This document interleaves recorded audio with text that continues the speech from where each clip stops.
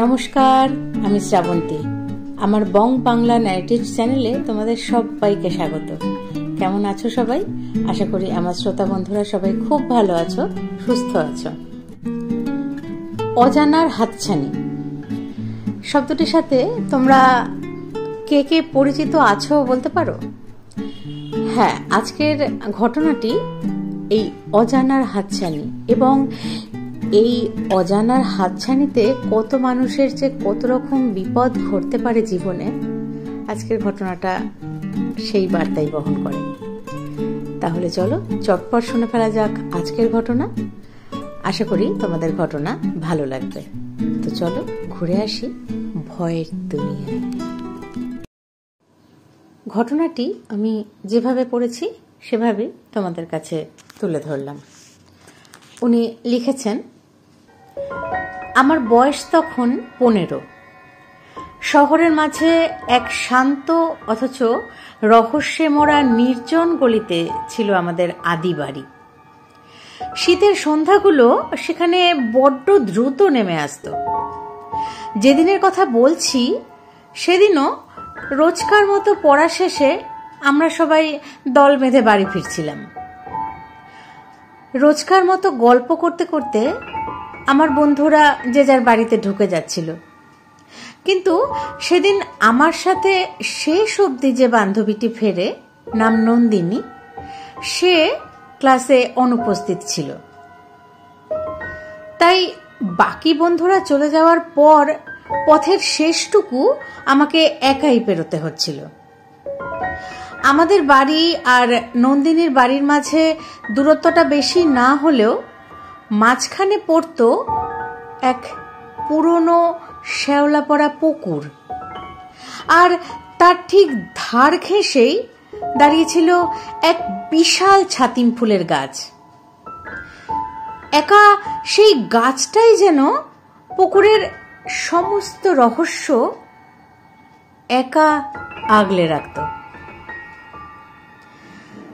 আমি সেই ছাতিমতলায় পৌঁছতেই হঠাৎ শিরদাঁড়া বেয়ে কেমন ঠান্ডা একটা স্রোত নেমে গেল, কারণ হঠাৎ পেছন থেকে আমি আমার নাম ধরে স্পষ্ট কেউ ডাকলো শুনতে পেলাম। গলার স্বরটা নন্দিনীরই, তাতে কোনো সন্দেহ ছিল না।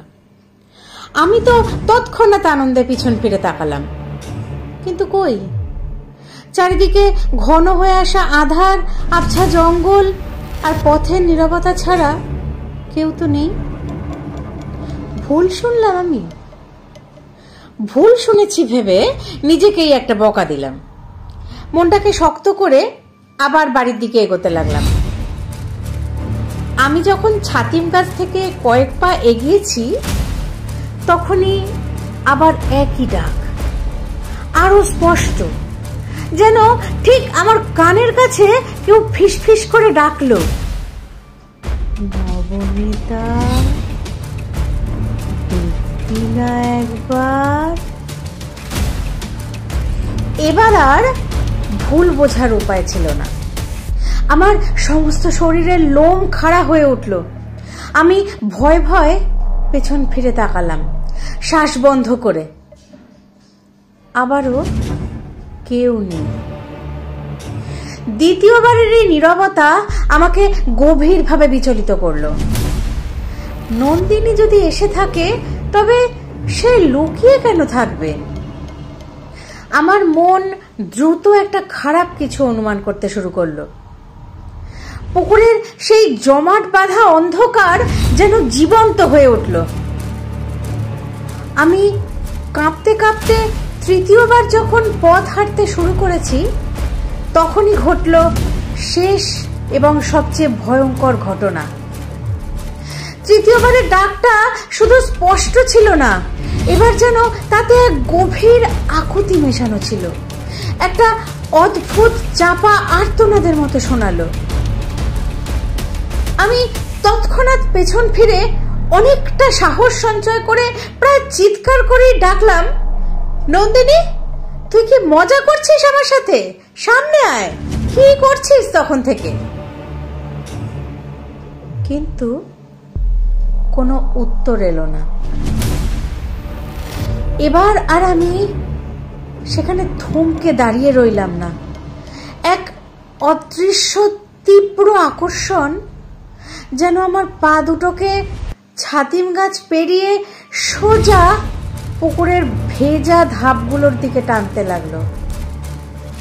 আমার মনে হয়েছিল নন্দিনী হয়তো জলে পড়ে গেছে বা কোনো বিপদে পড়েছে, আর সেই জন্যই তার এই আকুল আর্তনাদ আমাকে ডাকছে এভাবে। আমার মন তখন ভয়ে নয়, এক অজানা কর্তব্যবোধের তাড়নায় অস্থির।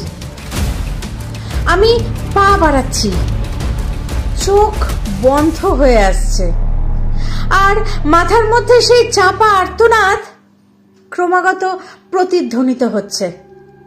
পুকুরের সেই জমাট কালো জল আমাকে হাতছানি দিচ্ছে। ঠিক কিছু মুহূর্ত পরেই আমার সম্বিত ফিরে এলো, পেছন থেকে আমার ছোট কাকার তীক্ষ্ণ গলা শুনে। এই আধারে তুই পুকুরের দিকে যাচ্ছিস কেন রে? কি হয়েছে তোর?